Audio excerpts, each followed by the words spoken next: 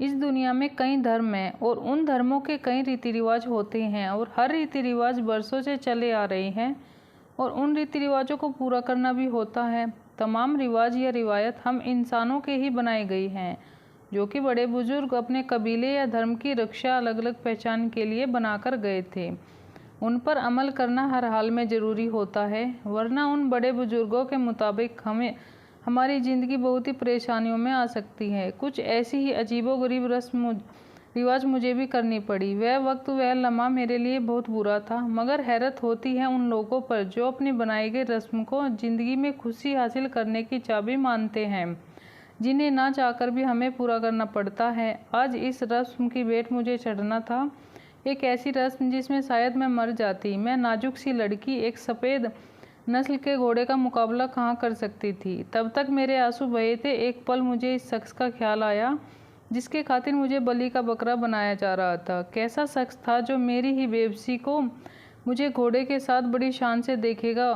ऐसे लोग क्या मर्द कहलाने के लिए लायक हैं, जो रस्मों की भेंट हमेशा औरतों को ही चढ़ाते हैं। यह बात तब की है जब मैं 19 साल की थी। अपने पूरे ख़ानदान में सबसे ज़्यादा हसीन और खूबसूरत लड़की थी। मेरे बाबा की नौकरी शहर में शिफ्ट हो गई थी। मैं अपने माँ बाबा की एकलौती बेटी थी। मैंने शहर से ही बहुत पढ़ाई हासिल की और अपनी ज़िंदगी की 19वीं सालगिरह वहीं गुजारी। पढ़ाई पूरी हो चुकी थी, लिहाजा अब गांव से मेरी दादी माँ और ताई जी के बार बार बाबा को कॉल करके वापस गांव आने को कह रहे थे। मेरी दादी माँ को मेरी माँ बाप से ज़्यादा मेरी शादी की फिक्र थी। मेरी शादी का मेरे माँ बाप का भी कोई इरादा तो नहीं था, मगर मैं एक सुलझी और शर्मीली किस्म की लड़की थी। माँ बाप के सामने अपनी मर्जी को नहीं रख सकती थी, इसलिए वह जो भी फैसला करते मैं इस फैसले से राजी थी। कुछ दिनों के बाद बाबा ने जॉब से छुट्टियाँ ली और हम वापस गाँव के लिए रवाना हो गए। बाबा ने हमें यहाँ छोड़कर वापस चले जाना था। मैं पहले भी कई बार गांव गई थी, मगर अब हमेशा के लिए मुझे वहीं रहना था और यह भी जानती थी कि मेरी शादी मेरे घर वाले गाँव में ही करवाएंगे। वापस शहर जाने का कोई चांस नहीं था। कुछ घंटों के बाद हम अपने गांव पहुंच गए। गांव में शुरू से ही खुले मैदान और खेतों के नज़ारे शुरू हो गए थे। तभी एक मैदान में मुझे बड़ा सा सामियाना लगा दिखाई दिया। शायद गाँव में किसी की शादी थी। मैं गौर से उस तरफ देखने लगी। खैर, मेरी शादी भी यूं ही किसी सामियाने में बैठकर की जानी थी, यह तो मैं जानती थी। कुछ ही देर में हम अपने बाबा के घर के सामने पहुंच गए। दादी माँ और ताई जी के साथ साथ सभी घर वालों ने बड़ी शोरों से हमारा स्वागत किया। मैं अंदर कदम रखने ही वाली थी कि मुझे पीछे से घोड़े की भारी कदमों की आवाज़ आई। मैंने पलटकर देखा तो घर के सामने एक घोड़ा भागकर हमारी तरफ आ रहा था। मुझे घोड़ों से डर लगता था। उसने अपनी तरफ आते देखकर मैं डर से चीखते हुए घर के अंदर भागने लगी। मुझे ये डरा हुआ देखकर ताई जी ने गले लगाया और परेशानी से दादी माँ को देखने लगी। मेरी दादी माँ जरा सख्त थी कि फ़ौरन गुस्से से बोली कि अब इस गांव में आ चुकी हो, घोड़ों से डरना छोड़ दो। तुम्हें पता होना चाहिए हमारे गांव की रस्म का, जब तक दुल्हन को घोड़ों के साथ। दादी माँ की बात फ़ौरन मेरी माँ ने काट दी और बोली कि बच्ची है, डर गई है, शहर में इसे यह सब नहीं देखा ना, इसलिए कुछ ही दिनों में ठीक हो जाएगी। दादी माँ की अधूरी बात मेरे अंदर कई सवाल पैदा कर गई। माँ का उनकी बात टोकना साफ जाहिर था। तभी ताई जी मुझे बहलाते हुए अंदर ले जाने लगी। सबके साथ घुल मिलकर मैं बिल्कुल भूल चुकी थी थोड़ी देर में पहले जो भी हुआ था। रात हुई तो सबने मिलकर खाना खाया। खाने से फारिग होकर मैं कमरे में सोने के लिए लेटी ही थी। मुझे घोड़े के हिनाने की आवाज़ आई। मेरा दिल जोरों से धड़क उठा। मैं फ़ौरन उठकर बैठ गई। इसके साथ मुझे कुछ रोने और चिल्लाने की आवाज़ें भी आने लगी। मैं भागकर अपनी माँ से लिपट गई। रात के इस खामोश वक्त में यह आवाज़ें मुझे काफ़ी डरा गई थी। मैंने पूछा कि माँ, यह आवाज़ें क्यों आ रही है? मेरे इस सवाल पर ताई जी ने मेरी तरफ देखा और हड़बड़ाकर फ़ौरन कमरे का दरवाज़ा मजबूती से बंद कर दिया और बोली कि तुम सो जाओ, शायद वह घोड़ा फिर खुल चुका है, इसलिए ऐसी आवाज़ आ रही है। ताई जी के चेहरे से पता चल रहा था कुछ छुपा रही है। मैंने उन्हें सवालिया नज़रों से देखा और फिर बोली, क्या बात है ताई जी? मुझे ऐसा क्यों लग रहा है जैसे आप सब मुझसे कुछ छुपा रहे हैं? मेरी बात पर माँ बोली कि ऐसा कुछ नहीं है, ना कोई छुपाने वाली बात है। अगर कुछ होता भी तो तुम्हें जल्द पता चल जाएगी। अब जाकर सो जाओ। मैंने एक नज़र माँ और ताई पर डाली और फिर अपने बिस्तर पर जाकर लेट गई। यह तो तय था कि कुछ बहुत ज़रूरी राज था जो मुझसे छुपा रही थी। वह शोर शराबा और चीखने की आवाज़ मुझे लगातार आ रही थी, जैसे कोई डर और दर्द से चीख रहा हो, और आवाज़ें भी किसी लड़की की थी ना जाने क्या हो रहा था इसके साथ जो वह इस कदर रो रही थी। मगर हैरत की बात तो यह है कि इसे बचाने या देखने के लिए ना तो मेरी ताई जी बाहर निकली और ना ही मेरी माँ। ना जाने कब मेरी आंख लग गई, मैं सो गई। सुबह सवेरे उठने के बाद दादी माँ ने मुझे अपने पास बुलाया और बोली, आज तैयार रहना, घर में कुछ मेहमान आ रहे हैं तुमसे मिलने। उनकी बात पर मैं चौंकी और पूछा कि आखिर कौन मेहमान आ रहे हैं। मेरे सवाल पर वह बोली कि आज रिश्ते वाले आ रहे हैं तुम्हें देखने, वह भी इसी गांव से हैं, बस 2 गलियां छोड़कर उनका घर है। दादी माँ के अल्फाज ने मुझ पर जैसे बम गिराया था। अभी तो 1 दिन हुआ मुझे यहाँ आए और अभी से ही रिश्ते वाले मुझे देखने आ रहे थे। मैं अंदर ही अंदर काफ़ी बेचैन सी हो गई थी। गांव के मंदिर में एक ऐलान की आवाज़ गूंजी जिसमें एक लड़की की अर्थी का ऐलान किया जा रहा था। अभी ऐलान हो ही रहा था कि दादी माँ सर्द आहें भरकर अफसोस से बोली कि चौधरी के बहू का देहांत हो गया है। अभी कल ही तो बेचारी की विदाई हुई थी। दादी माँ के अल्फाज पर मैं ध्यान दे रही थी कि तभी ताई जी की आवाज़ गूंजी, जिन्हें सुनकर मैं हैरत में गिरफ्तार हो गई। दिल में कई सवाल जन्म लेना शुरू हो गए। वह बोली कि माँ जी, अब जब दुल्हन को पहली रात घोड़ों के पास भेजा जाएगा, वह भी ऐसे नस्ल के, तो बेचारी दुल्हन क्या करेगी। इस बच्ची की तो उम्र भी 16 साल थी। सारी रात चीखती रही, रोती रही, मगर कोई इसकी पुकार पर वहाँ ना गया। जब सुबह देखा तो उसका देहांत हो गया अस्पताल में। मैं अभी अभी उनके यहाँ से ही होकर आई हूँ। ताई जी की बात सुनकर मेरे रोंगटे खड़े हो गए। जिस्म पर यूँ महसूस हुआ जैसे चींटियाँ रेंग रही हैं। मैंने ताई जी की तरफ देखा और फिर दादी माँ की तरफ। यह कैसा ब्याह था? शादी की पहली रात दुल्हन अस्पताल में क्या कर रही थी और घोड़ों का नई नवेली दुल्हन से क्या रिश्ता है? मैं इसी सोच में घिरी हुई थी। दादी माँ से पूछ बैठी कि दादी माँ, आपको वहाँ जाना चाहिए जहाँ देहांत हुआ है। आखिर ऐसा क्या हुआ जो वह मर गई? मेरे सवाल पर दादी माँ ने आंखें निकालकर मेरी तरफ देखा और बोली कि मैं ऐसी डरपोक और कायर की मौत पर अफसोस करने क्यों जाऊँ। एक घोड़ा नहीं संभाला गया, छोटा सा तो काम करना था, वह भी नहीं कर सकी। मेरी नज़र में ऐसी लड़की दगाबाज है जो ना पति की बनकर रह सकती थी, ना ही से वफादार हो सकती थी। मर गई तो मर गई, तुम तैयारी करो, आज तुम्हारे रिश्ते वाले आ रहे हैं। मैं दादी माँ के इतने रूखे अल्फाज सुनकर उन्हें बहुत हैरानी से देख रही थी। मुझे दिल में दुख हुआ, कितना पत्थर दिल था उनका।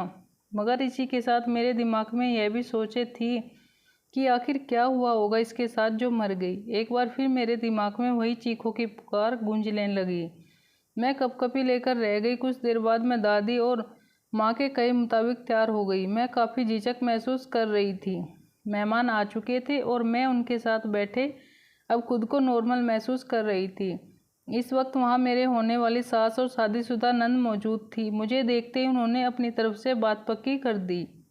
मेरे माँ बाप को भी कोई एतराज़ ना था, इसलिए 1 घंटे के दौरान ही मुझे अंगूठी पहनाकर बात पक्की कर दी गई और इसी के साथ अगले हफ्ते शादी के दिन की तारीख पक्की कर दी गई। मैं थोड़ी परेशान हुई। मुझे हैरानी थी कि आखिर मेरा होने वाला पति कैसा होगा और कौन होगा, पढ़ा लिखा होगा भी कि नहीं, शक्ल और सूरत और किरदार कैसा होगा। ऐसे कई सवालात में दिमाग में आ रहे थे।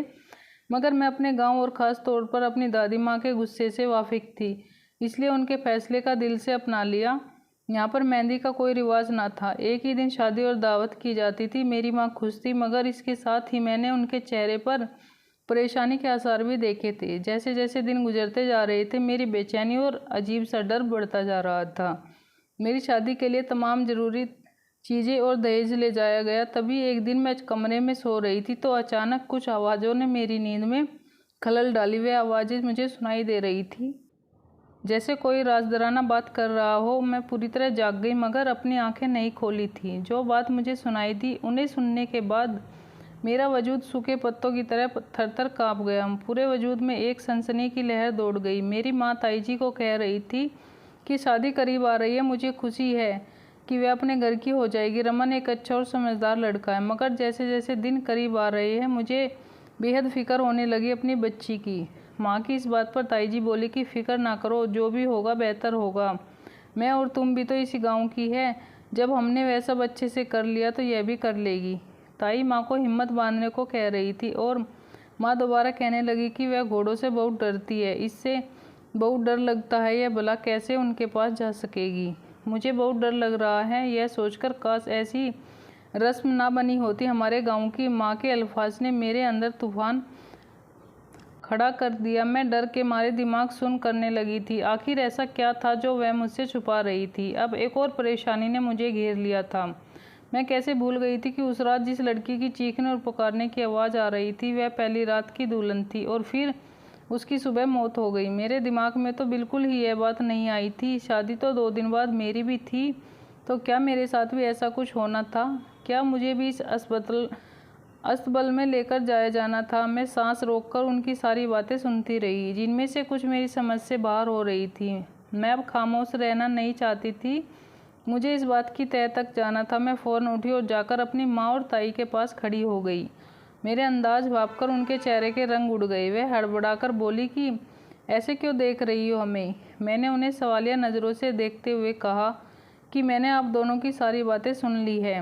मुझे बताइए कि सच क्या है? वह लड़की क्यों मरी? क्या हुआ था इस रात? इसके साथ वह क्यों इतना चीख रही थी? वह घोड़ों के अस्तबल में क्या कर रही थी?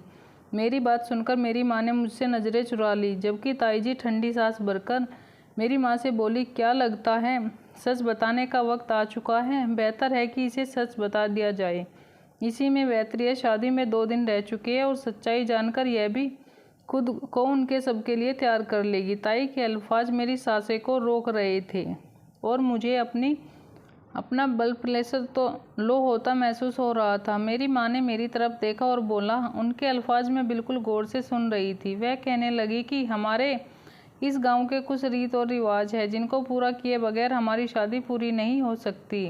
तुम बचपन से ही शहर में रही हो, इसलिए इन रस्मों को जान ना सकी, मगर शायद अब वक्त आ गया है कि तुम्हें बता दिया जाए। माँ के अल्फाज मुझे बहुत बेचैन कर रहे थे। मैं बोली कि माँ बताए साफ साफ कि आखिर क्या बात है। मुझसे सब्र नहीं हो रहा था। इस बात पर माँ बोली कि हमारे गांव के रिवाज के मुताबिक शादी की पहली रात दुल्हन को अस्पताल में ले जाया जाता है और वहां जाकर कुछ खास रस्में अदा की जाती है, जिन्हें अदा करके यह दुल्हन को अपने पति के पास जाने की इजाज़त होती है। माँ कुछ बोलती कि अचानक से दादी की गुस्से भरी आवाज़ गूंजी, है क्या कर रही हो तुम? हमारी आवाज़ को तोड़ रही हो? तुम्हारी हिम्मत भी कैसे हुई शादी से पहले इसे यह सब बताने की? दादी माँ की बातों पर माँ नादम सी हो गई और कहने लगी कि वह बस इसलिए बता रही थी कि मेरा डर खत्म हो सके। मगर दादी माँ ने माँ और ताई को अच्छी खासी बातें सुना दी और मुझे अपने साथ अपने कमरे में ले गई और सख्ती से कहा कि अब जब तक शादी ना हो जाए वह मेरे साथ कमरे में रहेगी। इसके बाद मेरे चेहरे पर लाली की जगह पीलापन आ गया। मैं काफ़ी परेशान हो चुकी थी। मुझे किसी की चीज़ की कोई खुशी नहीं थी, सिर्फ खौफ था और बेहद डर मुझे वजूद में समा चुकी थी। 2 दिन यूँ गुजरे जैसे चंद लम्हे हो। आखिर वह दिन आ गया जब मुझे गांव की रीति रिवाज के मुताबिक दुल्हन बनाया जा रहा था। मैं दुल्हन के जोड़े में थी, दादी माँ के पास बैठी थी। मेरे चेहरे पर खुशी या हया की झलक नहीं थी, बस बेचैनी और अफसोस की झलक रही थी। मेहमानों के लिए तमाम इंतजाम वही किए गए थे। मैं दुल्हन बनी बैठी जब सबकी नज़रों का मरकज बनी थी। हर कोई मेरी सास की पसंद पर तारीफ कर रहा था। शादी हुई तो मैं एक पल को खुश हुई और अपनी नई जिंदगी के बारे में सपने सजाने लगी। मैंने अभी तक अपने पति को नहीं देखा था। आखिर कुछ देर बाद खाने से निमटकर जब मेरे सभी मेहमान जाने लगे, मुझे भी विदा कर दिया गया। दिल में कई सवाल और कुछ शिकवे लिए मैं अपने माँ बाप से जुदा लेकर रुखस्त हो गई। मगर हैरानी तब हुई जब हमारी गाड़ी मेरे ससुराल जाने के बजाय अस्तबल की तरफ मोड़ दी गई। मेरा दिल पूरी तरह धड़क रहा था और फिर यूँ महसूस हुआ जैसे धड़कना ही भूल गया हो। मेरा पूरा वजूद कब तक आने लगा था। मैंने एक नज़र अपने हाथ पास बैठी अपनी नंद पर डाली और मेरी परेशानी भांपकर बोली कि कुछ नहीं होगा, परेशान मत हो, तुम एक बहादुर लड़की हो। अस्तबल के पास गाड़ी रोक दी गई और वहाँ से आगे मुझे मेरी सास और दादी माँ अंदर ले जाने लगी। मुझे अस्तबल को देखकर ही डर लग रहा था, ना जाने अंदर मेरे साथ क्या होने वाला था। मैंने बहुत मुश्किल से उनसे बोल कर कहा कि मुझे यहाँ क्यों लेकर आए हैं आप लोग? मेरे सवाल पर वह बोले कि अभी अंदर चलो, फिर तुम्हें सब कुछ समझाते हैं। उनकी बात पर मैं फ़ौरन हैरानी से बोली कि मुझे घोड़ों से डर लगता है, मैं अंदर नहीं जाऊंगी। मेरी इस बात पर मेरी सास बोली कि बेटा, अगर अंदर नहीं गई तो रस्म कैसे पूरी होगी? इतना कहकर मेरी दादी माँ और सास मुझे ज़बरदस्ती पकड़कर अंदर ले गई।